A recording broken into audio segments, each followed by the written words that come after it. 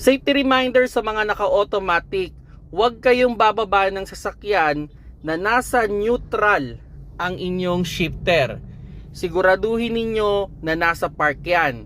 Ang problema kasi pag nasa neutral yan, kahit hindi nyo apakan ng preno, mai-shift yan sa drive.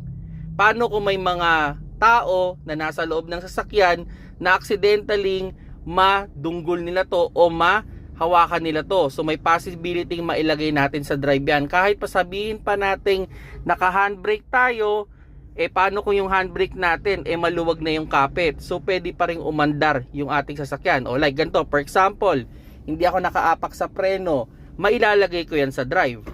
O, ayan o, nasa drive. 'Di ba? Ang nag-hold lang dyan para hindi umandar is yung aking handbrake. So balik na natin, no? Ang pinaka-safe mga paps, no, pag kayo ay bababa, dapat ilagay nyo yan sa park, okay, and i-handbrake.